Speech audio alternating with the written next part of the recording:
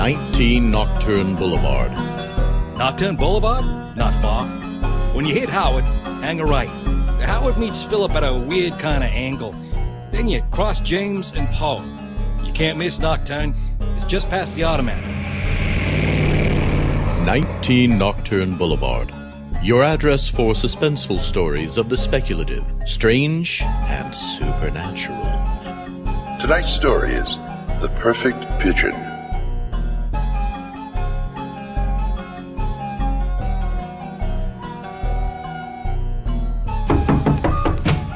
Yes?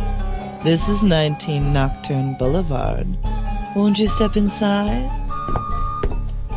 Did you have any trouble finding it? What do you mean, what kind of a place is it? Why, it's a proper British gentleman's club in the 1930s. Can't you tell?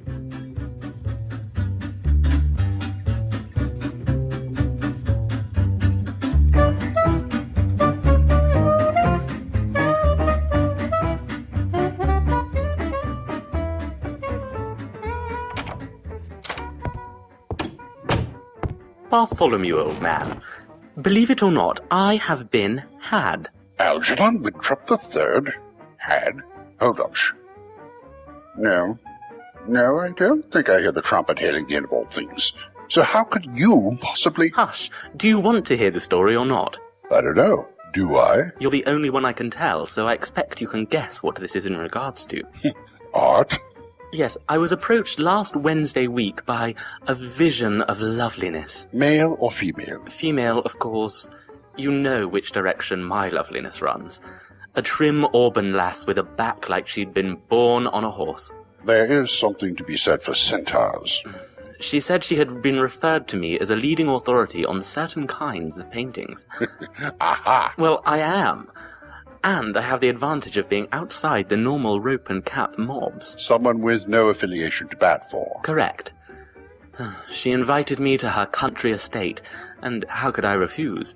There are untold treasures hidden in mouldering attics throughout the land. Better you than me. I loathe the country. You loathe everything beyond a 10-minute walk from this club. Very true. Oh, you reminded me we're in a club. That means there's hot and cold running alcohol to hand. Shall we? I'll stick to a weak gin and tonic, if you don't mind. I may have work to do later. Ho-ho! Sir? Drinks, please. G&T heavy on the tea, and some of that port I was so fond of. Excellent selection, sir. He'd say that regardless of what you asked for. True, but he would say it with a subtle sneer in his voice. Frankly, I can't remember the vintage of the port in question, but apparently he does. Indispensable. I know you won't recount anything juicy until he returns, so tell me more about this girl. Harriet Carter Nelson, last heir of some family or other, was left the one house not entailed to a distant chinless wonder. Took possession, found it rather a crumbling heap, but discovered there were some potentially salable items hidden about the place. Items in the canvas line, I presume? Precisely. Come in.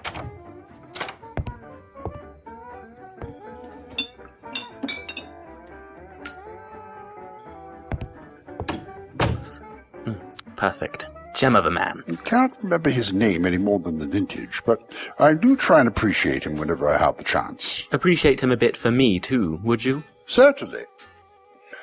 Now, the canvases. After an hour or so of driving, the place was halfway to Inverness, I came upon a stark silhouette set against a striking sunset. You paint such pictures with your words. I suppose an eye is an eye for all that. Checking the coordinates, I discovered I had arrived. More striking still was the vision of loveliness that greeted me at the door. Not a butler, then? No. There was some sort of staff about, but she was expecting me and made certain to be ready upon my arrival. Curiouser and curiouser. A woman who doesn't make one wait a half hour for her entrance. I like her already. As do I. She lacks that sheen of plasticine that so many women don the moment they come out, and never seem to take off again. Everything about her seemed so natural, so genuine. I'm so pleased you found it. Come in. Oh, no, wait. I'm sorry. You should turn your car around before the light goes. Some of the ground is boggy and it's quite treacherous in the dark. I'll be perfectly fine. Your funeral. Come along. I didn't realize there was any civilization this far into the hinterlands. Oh, there isn't. Not really. But I love it out here. The country is so beautiful. 9 weeks out of the year. Between mold season and mosquito season. Enough of the flirting. Tell me about the paintings. Give me a moment to wallow in collective wit, won't you? One more moment, then. Proceed. There's a set of rooms that's quite livable, and a few larger enclosed spaces that might pass for human habitation. I'm hoping, truly, that some of the paintings will be worth enough that I can sell them and rescue the poor house. You did say you have contacts and know people who might be looking to buy. I'll do the best for you that I can. And I would. Whatever my other interests are, once I give my word, I always keep it. Particularly as you're such a lovely young thing, eh, what? It's very kind of you. Well, I do expect to make some little commission on it, of course. Of course. Right through here. And it was tragic. Strong word. Strong feeling. The room she took me into was hung with a dozen limp landscapes. Limp? Oh, you know the type. Aunt so-and-so painted this in 1860 on the French Riviera, or Grandmama was always well regarded for her eye for beauty. Good night. And after such a long drive. And watching that look of hope slide off her dainty face, the light going out in her hazel eyes. That bad? I may be able to get you an odd bob or so, perhaps from an American. Not more. Oh. It happens to the best of us. She turned away, and the line of her shoulders spoke volumes. Reading her shoulders? On a first date? Perhaps I should go.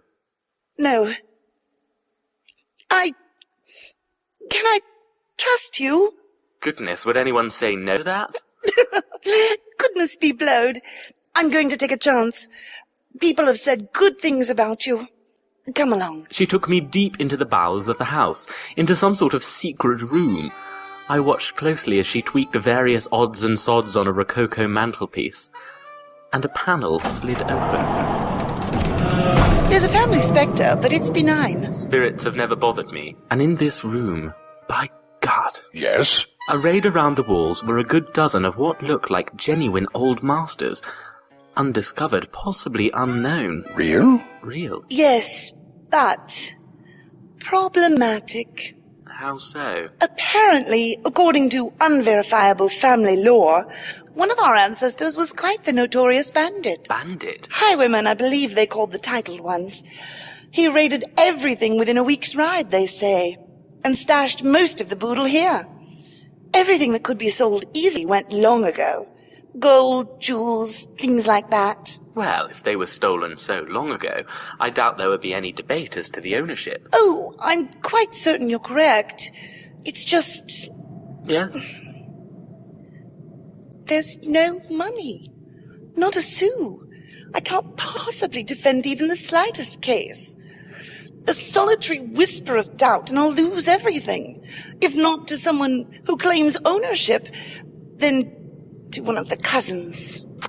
I see. And without concrete provenance, there's no legitimate way I can sell even a single one of these. Tragic, isn't it? There are plenty of people who would buy, provenance or no.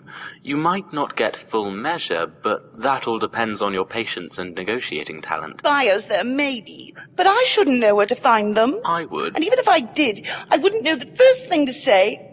What? I would. I know all the right people. If you can trust me with any one of these, I'll get you top dollar. But why would you help me? And how can I possibly trust you? Oh, I'll take my standard commission, of course. And I'll play you fair on the first one, if for no other reason than in hope that you'll let me take on the rest. It's a big step. The mere thought of letting them out of my sight terrifies me. It's not as if I have insurance or anything. If the worst should happen, I'd be lost. If I could, I would buy one outright from you, at a discount, you understand, and hazard a chance I could make a profit. But these are far out of my range, unless I were to insult you by offering a pittance. Pittance would at least keep body and soul together until you were able to sell it. Could you manage something in a down payment? Even just call it an assurance. We could write up a contract and everything. Oh, I don't think we need go that far. But I could advance you something if you don't mind waiting a day or so. Let's see. A day or two for you to get back. Then I have to arrange a lift into the city to get to the bank and back. Are you hinting that you would prefer cash? Am I that transparent?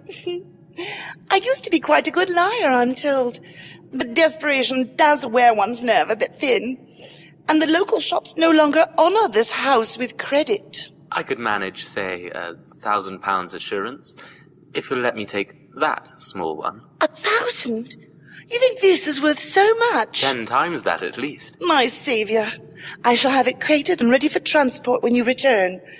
Will that be all right? Certainly. You didn't. I did. And which one of the limp landscapes did you purchase for £1,000? A rather dreadful view of some lighthouse that's slightly off plumb. And what do you plan to do about it? What do you think? Can you find your way back in again? I believe so. I truly would have played fair with her, but... What can she expect? Swindling a notorious art thief like the Badger.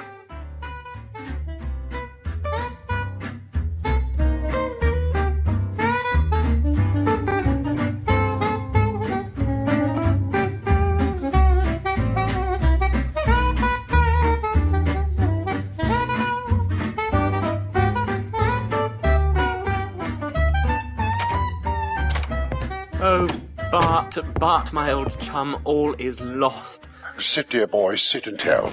Is this your enchanting siren? Enchanting? Enchantress is more like it. Why, don't tell me you couldn't get back into her secret painting room. Oh, ho, ho, it's far worse than that. Ah, a good thing I laid on some rather hard liquor when I got your cable.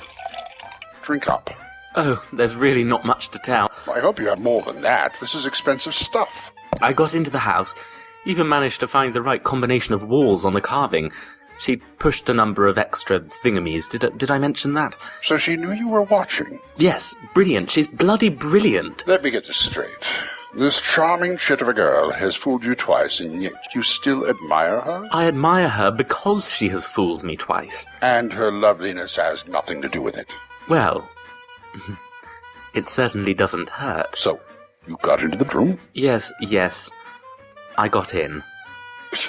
And? Every one of the frames that I had so closely examined not 2 weeks before was filled with landscapes. The landscapes? For all I know, she has an infinite supply of the blasted things.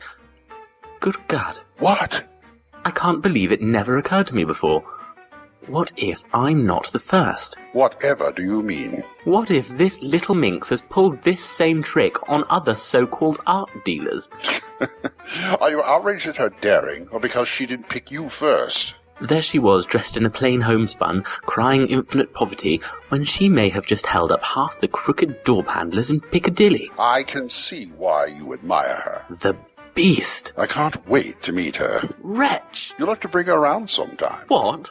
Well, you are going to see her again, aren't you? You old dog. You know everything. She should be here any minute. Then, I expect it's a good thing that I have dropped a word here and there about a niece who might be coming into town any day now, isn't it? I don't know why I even try. Yes? Sir, there is a young lady here to see Mr. Algernon Winthrop. I told her merely that I would inquire. Proper as always. Don't give her any definite answer. There's a good chap, but bring her on up. Very good, sir. That is definitely the sound he would make if I placed an order for anything substandard. I say, Bart, hide me, would you? What? And leave your young lady entirely in my clutches? I know you'll get something out of her, and all the more if she doesn't realize I'm here. That door there. It has a lovely large keyhole in the connection to the corridor. I'll ferret out whatever she's hiding. You'll get your hands on those paintings yet. Oh, I already have plans for that. Oh? What? Come in. Miss Harriet Carter Nelson, Mr. Bartholomew Hetheredge.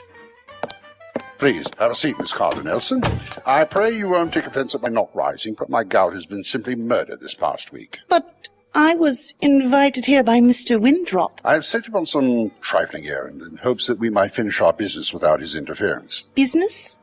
Poor Algie has a lamentably sentimental nature when it comes to these things. Pray enlighten me of these things that you are speaking of. I assume you'll not be adverse to endorsing this. What is it? A bill of sale? For... The painting currently in Mr. Winthrop's possession. But it is... Practically worthless? Nonetheless, Mr. Winthrop requests that you make it over to him in its entirety in return for monies which have already changed hands, to wit, £1,000. Why should he want to claim ownership of this silly thing? Why, indeed. All you need to concern yourself is with your signature on that document, placing them into legal custody of my client. Client? Did he fail to mention that I am his family solicitor? Solicitor? Yes, I believe he overlooked that. Come, he won't be gone all day. No.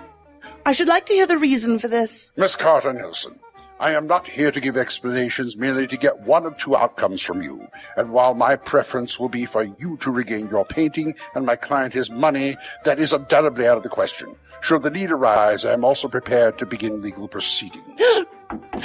I say, Bart, have you got someone in there? Drat. Lamentably sentimental, you say? Mr. Winthrop, perhaps you could... Come in.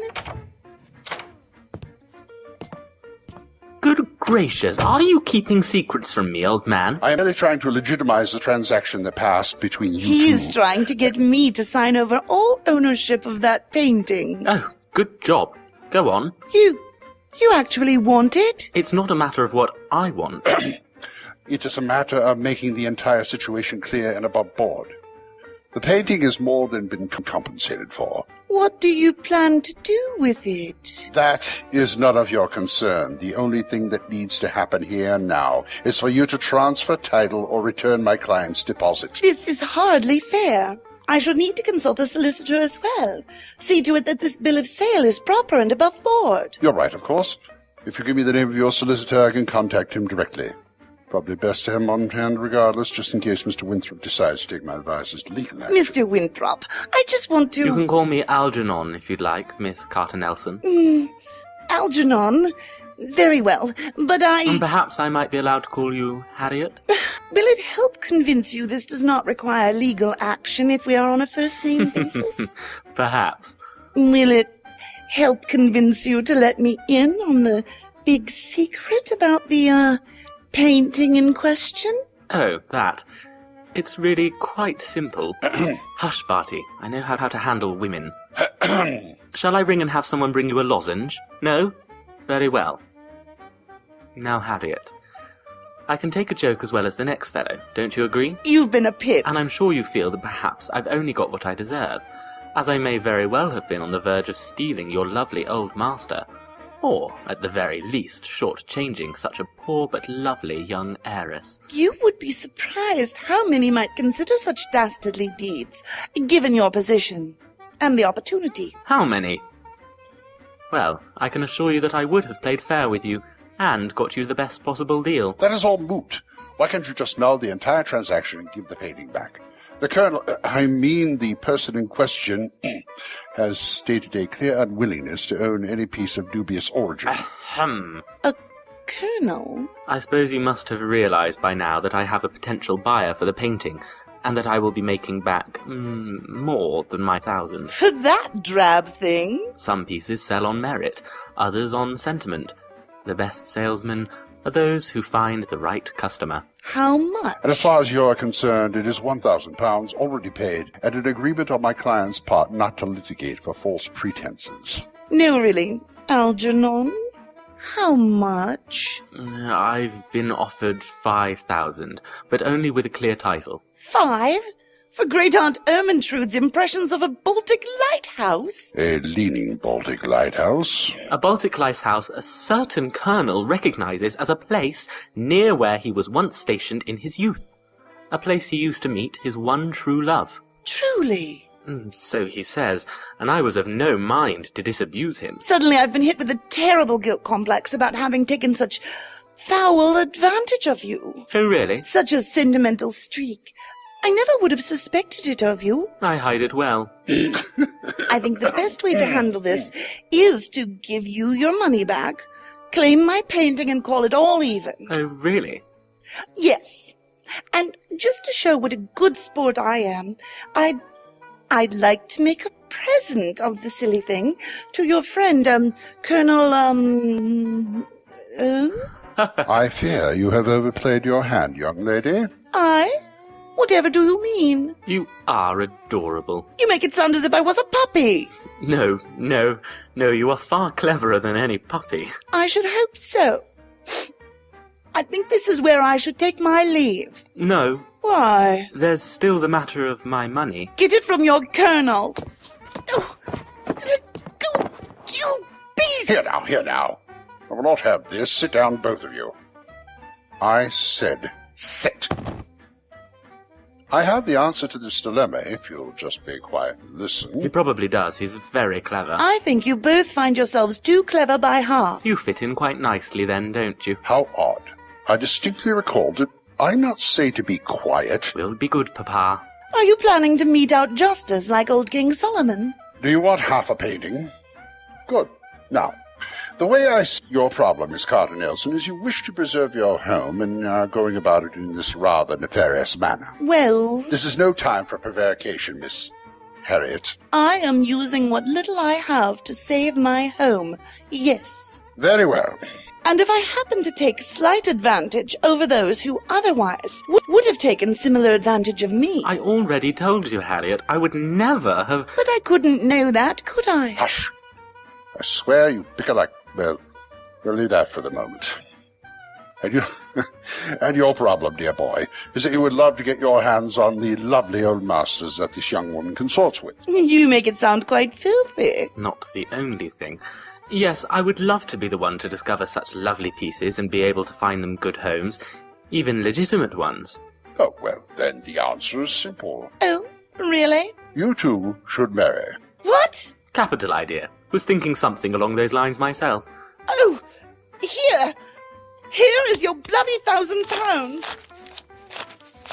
Good day. She suits you. Just a matter of time. Make sure to send along some of the wedding cake. There's a good chap.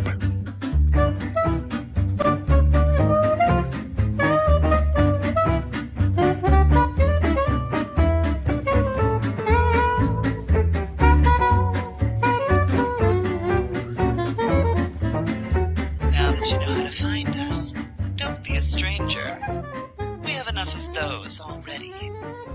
Tonight's episode, The Perfect Pigeon, was written by Julie Hoverson. In it, Algernon Winthrop, Algie, was Will Watt, Bartholomew Hetheredge was Glen Hallstrom, and Harriet Carter Nelson was Julie Hoverson. The attendant was Russell Gold. Music used in this episode was by Lache Swing and is available through the Free Music Archive. Cover art by Julie Hoverson in the style of the classic Dell Mapback novels, with help from Steve Gale. Sound and mastering was done by Julie Hoverson. Sound effects were found on soundsnap.com, onesoundfx.com, and sonomic.com. The opening theme was by Kevin MacLeod at incompetech.com. The opening credits featured Cole Hornaday, Renaud LaBeouf, and Julie Hoverson. All persons, places, and events in this story were fictitious or used in a fictitious manner and are not meant to reflect any persons, places, or things, living, dead, or undead. Questions? Comments? We would love to hear from you. Contact us at 19nocturne@live.com, that's 19nocturne, or check out our website at www.19nocturneboulevard.com. This presentation is copyright 2011 to Julie Hoverson and Reality Productions and is released under a Creative Commons non-commercial license. Spread the show around, but don't try to make money off it.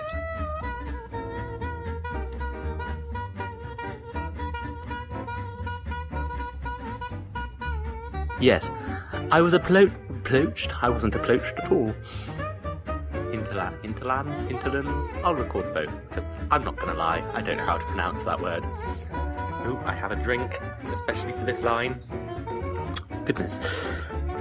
As do I. She lacks that... Oh, I keep spitting on the microphone, it's not good. And the doorbell went. Ooh, spooky. And leaning. That's not me again. I'm not that.